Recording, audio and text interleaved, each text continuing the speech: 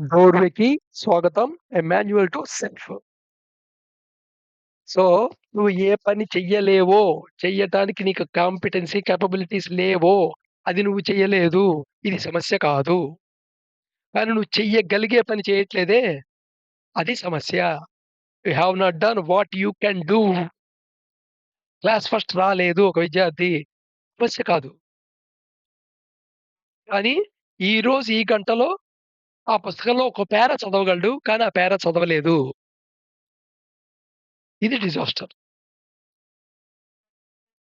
ఆట నువ్వు ఓడిపోయావా, గెలిచావా ఇంపార్టెంట్ కాదు. కానీ వాటిలో బాల్ నీ దగ్గరికొచ్చినప్పుడు, ఆ బాల్‌ని కరెక్ట్‌గా కొట్టగలిగావా లేదా? కొట్టగలవు కానీ కొట్టలేదు. వేరే కారణాల వల్ల. రకరకాల నీ బాడీ అండ్ మెంటల్ కారణాల వల్ల. అది డిజాస్టర్. So, right. సో, ఎగ్జిస్టెన్స్‌లో సంసార గేమ్‌ని వాడటం ఎక్స్‌పీరియన్స్‌తో మొదలవుతుంది. ప్రతీది ఎక్స్‌పీరియన్స్ అవ్వడానికి నీకు కొన్ని సెన్స్ ఆర్గాన్స్ ఇచ్చాయి. ఆ ఎక్స్‌పీరియన్స్ అన్ని నువ్వు పర్సీవ్ చేస్తావు. నువ్వు పర్సీవ్‌లో ఫస్ట్ నువ్వు పర్సెప్షన్ చేసేది ఏమిటంటే, అదేమిటి అనేది, దాని రూపం ఏమిటి? దాని యొక్క సైజ్ ఏమిటి? దాని క్యారెక్టరిస్టిక్స్ ఏమిటి? ఆ ఎక్స్‌పీరియన్స్ అవుతున్న థింగ్స్ ఏ థింగ్స్ ద్వారా ఎక్స్‌పీరియన్స్ అయ్యావనేది మైండ్‌లో స్టోర్ చేసుకుంటావు. పర్సీవ్ చేసుకుంటావు. అది కాకుండా నిన్ను నువ్వు గూడా సబ్జెక్టివ్ పర్సెప్షన్ చేస్తావు. మనం సబ్జెక్టివ్ పర్సెప్షన్ గురించి మాట్లాడుకుంటున్నాం. ఆబ్జెక్టివ్ పర్సెప్షన్ అంటే ఆ ఎక్స్‌పీరియన్స్ ఏలో ఇన్వాల్వ్ అయిన థింగ్స్ ఏంటి? ఎక్స్‌టర్నల్ థింగ్స్ ఏంటనేది. బట్ సబ్జెక్టివ్ పర్సెప్షన్ అంటే నీ బాడీ అండ్ మైండ్‌లో జరుగుతున్నది నీకు తెలుస్తుంది. ఏం తెలుస్తుంది? నీ కంఫర్ట్స్, ప్లెజెంట్, అన్‌ప్లెజెంట్ స్కేల్‌లో ఇండెక్స్ అయిన మెమరీ పాయింట్. ఇక్కడి దాకా ఇబ్బంది కాదు అంటున్నా. ఆ విషయం నీకు జాగృతిలో ఉంటే చాలు. లైక్, డిస్‌లైక్ ఫార్మ్ చేసావనేది కూడా నీకు అవేర్‌నెస్‌లో ఉంటే చాలు. అవేర్‌నెస్‌లో లేదు. ఇదే ఇంట్రెస్టు, ఇది ఇంట్రెస్ట్ కాదు. ఎందుకిది ఇంట్రెస్ట్ కాదు? డిస్‌లైక్ కాబట్టి. ఇలా చాలా విషయాల్లో నష్టమేం లేదనుకోని చాలా వదిలేస్తుంటావు. కాదు. ఇక్కడ ప్రాక్టీస్ కూడా చాలా ఇంపార్టెంట్. ఏం చేయాలనేది. ఏం చేయాలి ప్రాక్టీస్ కూడా మీకు ఐడియా వస్తూనే ఉంటుంది దీన్ని బట్టి. సో, రైట్ ఎనీవే ఎప్పుడైతే ఇంట్రెస్ట్ ఉన్నదో రిపీట్ చేస్తున్నావో, ఇంట్రెస్ట్ లేనిది ఎప్పుడైతే అవాయిడ్ చేస్తున్నావో, ఎఫినిటీ అండ్ ఎవర్షన్ అనేది డెవలప్ అవుతుంటాయి. స్ట్రెంథెన్ అవుతూ ఉంటుంది. ఎఫినిటీ అంటే లవ్వింగ్. లవింగ్ కాదు. ఇదేంటంటే అటాచ్‌మెంట్ లవింగ్ ఇది. ఎవర్షన్ ద్వేషం, రాగద్వేషాలన్నమాట ఎఫినిటీ అవ్వాలంటే. క్లేశాలివి. ఇవి ఫర్దర్‌గా ఏం చేస్తాయి? ఇంక్లినేషన్ టెండెన్సీస్ పెరుగుతున్నాయి. వీటి యొక్క ఇది పెరుగుతున్న కొద్దీ, వీటి యొక్క సైజ్ పెరుగుతున్న కొద్దీ ఇంక్లినేషన్ టెండెన్సీ మారుతూ ఉంటుంది. ఇంక్లినేషన్ అంటే వాలుతనం. టెండెన్సీ అంటే జారుడుతనం. ఇంక్లినేషన్ టెండెన్సీస్ దేన్ని రిజల్ట్ చేస్తుంటాయి? ఎందుకంటే ఈ ఎంటైర్ ప్రాసెస్ అంతా మన మెమరీ రికార్డ్ అవుతూ ఉంటుంది. మెమరీలో ఇన్ఫర్మేషనే కాదు. ఇన్ఫర్మేషన్ అంటే ఎక్స్టర్నల్ ఫ్యాక్టర్స్ వల్ల ఎక్స్‌పీరియన్స్ వచ్చింది. సబ్జెక్టివ్ ఎక్స్‌పీరియన్స్ అంటే నీ బాడీ కంఫర్ట్ స్కేల్‌లో ప్రెజెంట్, అన్‌ప్రెజెంట్ స్కేల్‌లో ఇండెక్స్ అయిన మెమరీ. నువ్వు క్లాసిఫై చేసింది ఇష్టం. తద్వారా నీకు తెలియకుండా నువ్వు రాగద్వేషాలు డెవలప్ చేసుకున్నావు. ఈ ఇంక్లినేషన్ టెండెన్సీస్ మళ్ళా నీకు వాసనాస్ డెవలప్ చేస్తాయి. ఐడెంటికల్ థాట్ ప్యాటర్న్స్ డెవలప్ చేస్తాయి. మోటివ్స్ డెవలప్ చేస్తాయి. ఇవి గూడా అన్ని మెమరీలో ఉండేవే. సో, ఇక్కడ ఇంకో కీ పాయింట్ మాట. సో, వాసనాస్ నువ్వు డెవలప్ చేసుకోవచ్చు. ఏ వాసనాస్ కావాలంటే ఆ వాసనలు డెవలప్ చేసుకోవచ్చు. సో, ఒక డిస్‌లైక్ అని నువ్వు అనుకుంటున్న విషయం నిజంగా డిస్‌లైక్ కాదు. నువ్వు డిస్‌లైక్ అని బిలీఫ్ లేదా అదే ఇందాక ఒక ఉదాహరణ చెప్పాను గదా! పఫ్స్ చూసి పుస్తకం చెడ్డన్నట్టు. మనిషి ఒక సంఘటన ఎక్స్‌పీరియన్స్ చూసి ఆ మనిషి మొత్తం మీద ఒక అభిప్రాయం ఏర్పరచుకోవడంలాగా.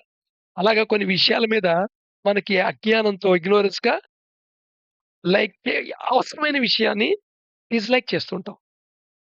సో, ఆ అవసరమైన విషయం గురించి జ్ఞాన సముపార్జన చేయగలిగితే, దాంతో ఉండగలిగితే వాసనాస్ డెవలప్ అయ్యే అవకాశం వస్తుంది. సో, ఇక్కడంతా గేమ్ ఆడేప్పుడు ఈ ఎక్స్‌పీరియన్స్ ఎగ్జిస్టెన్స్‌లో ఈ సంసారం అనే గేమ్ ఆడేప్పుడు ఎక్కడెక్కడ నీకు ఛాన్స్ ఉంది? ఎక్కడెక్కడ మోడిఫికేషన్ తెచ్చుకునే ఛాన్స్ ఉంది అనే విషయం అర్థం అవ్వడానికి పనికొస్తుందన్నమాట. ఈ ఫ్లో చార్ట్ డయాగ్రామ్. సో, ఈ వాసనాస్ ఏమవుతుంటాయి? ఇంపల్స్ సెలక్షన్‌లో ఉపయోగపడుతుంటాయి.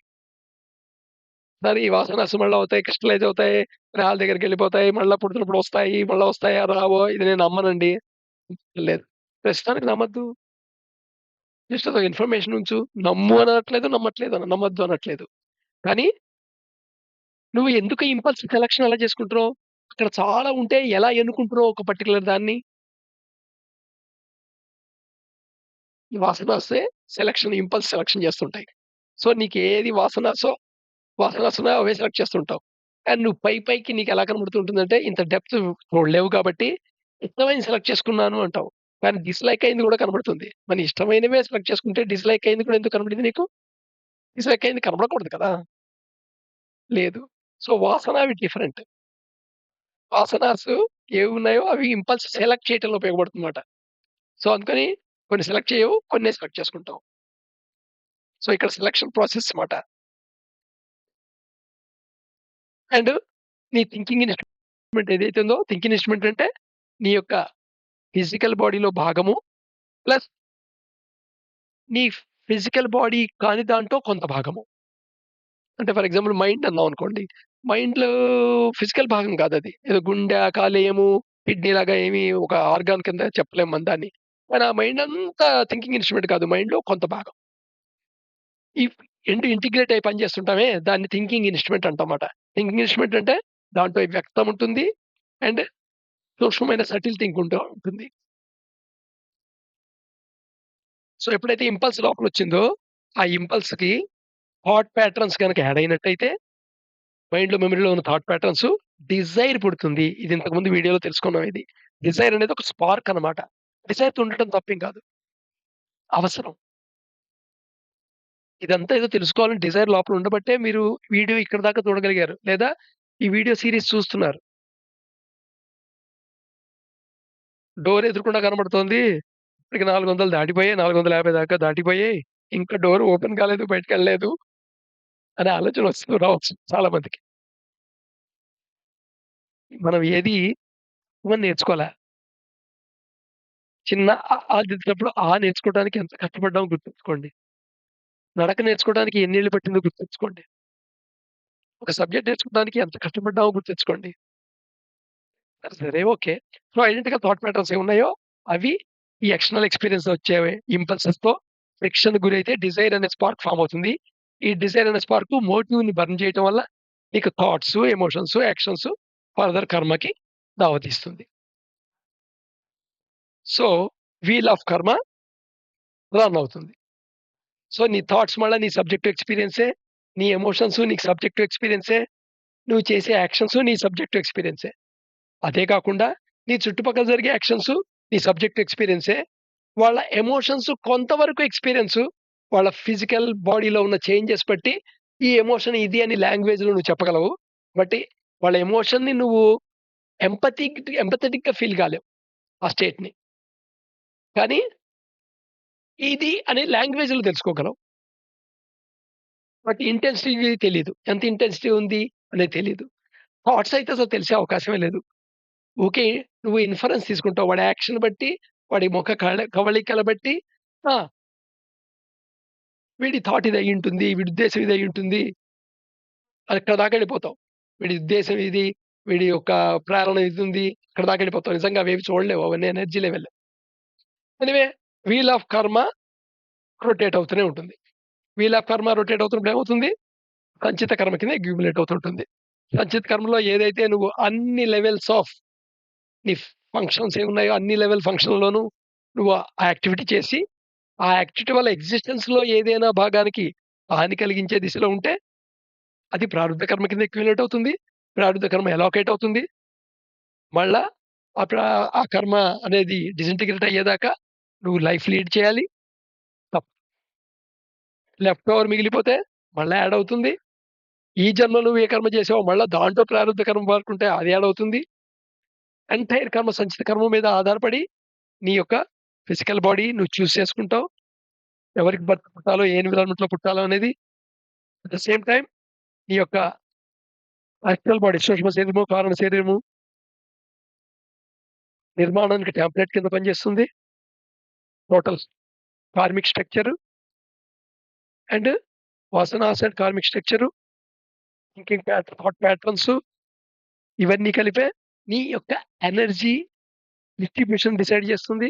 ఫిజికల్ యాక్టివిటీకెంత, మెంటల్ యాక్టివిటీకెంత, ఎమోషనల్ యాక్టివిటీకెంత, ఎనర్జీ యాక్టివిటీకెంత, మెడిటేటివ్ ఫుల్‌నెస్ యాక్టివిటీకెంత.